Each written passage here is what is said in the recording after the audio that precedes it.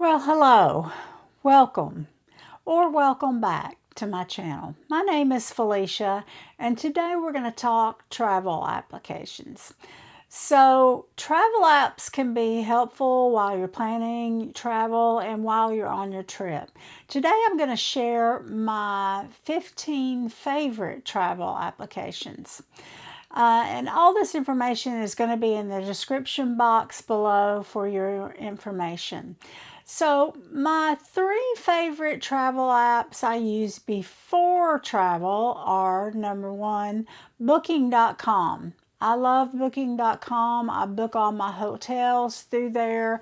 I like that on some of my bookings, they're guaranteed. I can cancel them for free, or I can pay when I get there. It depends on which one you book, obviously, but you can do that. So I like using Booking for that. I also have booked taxi rides from the airport to my hotel, etc. on there. So, and with Booking, if you sign up and you can get discounts later for Genius levels.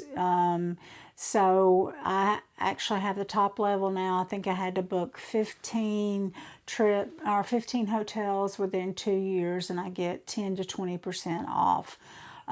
So it's a good way to have all your bookings in one place and not even having to pay for all of them up front. So I really like Booking.com. The second one I like is Rome to Rio, and I use this before my trip in my planning stages, generally to help me figure out I'm trying to get from one town to the next, and I'm not sure what my transportation options are going to be, and so it's just an easy way to put in where I'm wanting to go from where, and it'll say, oh, you can fly here, you can take a train from here, you can get a taxi from here, and then you can explore from there to see how much each of those would cost. So I really enjoy using Rome to Rio. Another one I use is called Seat Guru, and I've used it for a long time just to see where the seats are on the flight that I book. So, unfortunately, the app is not being updated anymore past 2020. So, but I still feel like that it gives me some good information if, about my flight and where I might want to get my seats. If you don't want to use that, or if you want to try that first and don't get the information you need, you can use seatmaps.com or airalopa.com, and either one of those will also give you information about the seats. My 5 travel apps while I'm traveling are number one, Google Translate. Used that a lot in Japan this past summer, but it helps you if you're not familiar with the language where you're going to be traveling to.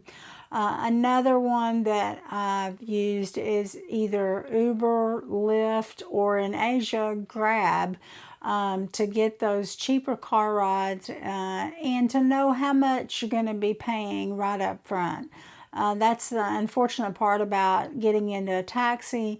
Unless you've negotiated a price ahead of time or you've booked one where you know what the price is going to be, then it might cost more than you intended. So that's why I do like using those apps. Also, I use WhatsApp.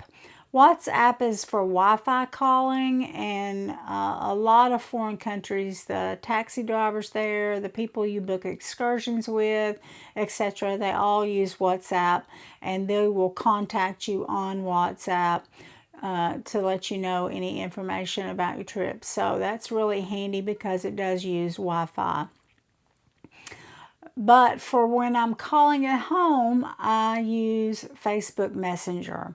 Facebook Messenger, it also uses Wi-Fi calling, but I know that I can call through there to any of my family members, and we can talk, and it not cost me any money as long as I'm using it over the Wi-Fi. So I do use Messenger. Another app I use is called Travel Spend, and Travel Spend is good to help you stay on budget. So you can set a budget where you're going on that, and then it tells you how much money you have per day to spend, and you put in every time you spend money, you put that information in, and it's just a good way of keeping you on budget. So if you spend too much one day, your budget might be a little less than the next day, but it's a good way to keep you on track with your spending. So I do like using Travel Spend. My last 7 apps are used before travel and during travel. The first one is called Currency, and it's to see the conversion rates. So I'll use it and put in $1 equals how many yen, and then I can use that information. I also, if you're going in somewhere and it says it's, 20,000 yen, you don't know how much that is in the currency that you're used to spending in your home country. So it really does help to use a currency app. Another one I use is called Google Maps. I'm sure most of you are probably familiar with Google Maps, but how I use it is before I go on my trip, once I figure out where I want to stay, then I'll pin that hotel in under that town. So I might do one called Tokyo, and I'll put everything that has to do with Tokyo underneath there. So my hotel information, everywhere that I'm going to visit or I want to visit, I put all those different locations in, and then when I get ready to go, and before I go, I'm going to know how far is it to get from that location, what I'm going to have to do to be able to get there, if I'm going to have to do subway or train or whatever, then I can go to Google Maps, or walking directions. You can get all those kinds of directions through your Google Maps, and I find it to be very helpful. So I use Google Maps a lot. Another app that I use is a flight app. So whichever airline that you use for your tickets, your flights, make sure that you have an app, because it's easier for them to notify you, and you get those notifications instead of your email or whatever other way you've given them. And it's easier to make changes or change your seat, or if, like it was with me when I was in Paris 2 summers ago and our flight was canceled, it's easier to get on the app and to make those new reservations rather than standing in a long line waiting to talk with someone. So travel apps are easy to use, so make sure that you get the one for your airline that you're going to be using on your trip to make it easier for you. Another one that I use is called Get Your Guide, and it's to book day trips, excursions. I have used them many times.